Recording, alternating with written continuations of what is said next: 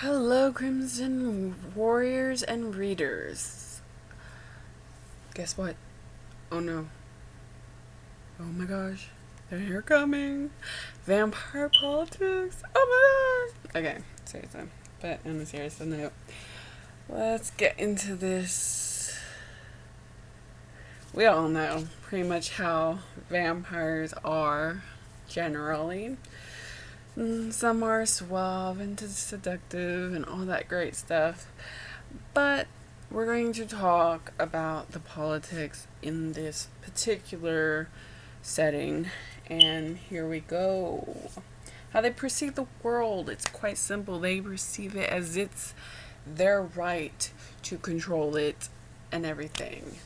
It's their right to, use the humans however they choose and however they want. And same, they want to kill, for the most part, most of them want to kill all weremutts. Not all of them, because, every vampire with individual viewpoints are different, obviously. And so they just want to control everything. They want to see the world as, but also you gotta see that as this. There's how many different. So far, there is about, I believe, three active covens out there.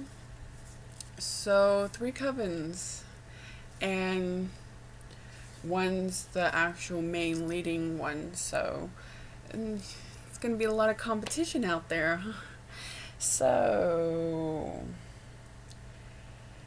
how they live in it is pretty much they're not afraid of anything. They take what they want when they want, how they want. They some might be a little bit more sneaky about it. Some might, just go for it directly. It's all depending on the type of, obviously, the individual vampire is different in certain cases. So they pretty much don't really care who sees what sees, because, I mean, if you're having to keep up with the covens have their own rules and specific guidelines of how they have to proceed, because, obviously some smaller cities still don't not like really have not been impacted by any of the other races besides humans. So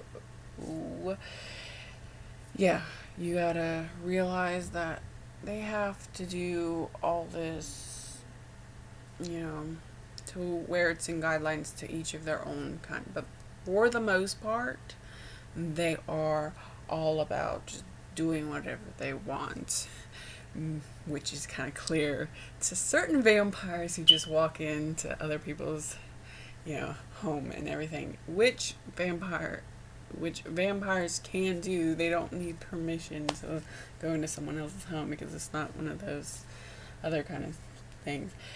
What their plans for it? Well, I guess each coven has their own plans for them. I guess for the major one, obviously, the destruction of the Lycans. As far as I know, there's no plans to destroy witches, but that could change. Like I said, with the Lycans, the this whole witch thing is a new element for all the species, and so vampires. I probably would think that, being as um, savvy as vampires can be and stuff, that they would probably um, use the witches to their ability, to their advantage. And since a lot of imprinting for witches, it's very it would be easily enough to have kind of near slaves of the witches. But a lot of vampires, and more the newer vampires, don't know a lot about all that and everything, so it's going to be interesting. And with this whole, and it could possibly that the vampires find the witch a threat, because this whole idea that their blood is actually toxic to majority of vampires. There's only one type, like only one kind, like vampires that can actually drink the blood of a witch, and that is anyone with the power, the ability seal of blood. And I'll explain that in another video, because this is more of, this blood thing is a kind of a thing that Admin Sevi and I kind of merged our ideas together and came up with. So yeah, there's pretty much their blood is poisonous to majority of vampires, so they might see that as a threat, because you know they they would be no use, like if they were like in need of blood, because you know obviously they would even make them sick, and if they drink enough blood probably kill them, who knows. But had their, like, let's hope they don't destroy all the humans, because then they'd probably be starving to death. So hopefully their plans is to continue the human race, but in their own sick, crazy way. And hopefully those living in it don't all die. But there is a very big chance that the Lycans are going to try, like, they're going to try to eliminate all Lycans, because now the one thing I want to get clear with the differences between, there's not many regular turned vampires and pure blood vampires. There are not many pure blood vampires, because obviously there's only a specific time they can conceive, and also because even if the baby does survive through pregnancy, the baby has to also survive through to the age of 13. So they have to deal with a lot of pain. So they see the world a little differently, because I feel that if anything they'd probably be even more entitled, because they pretty much, like,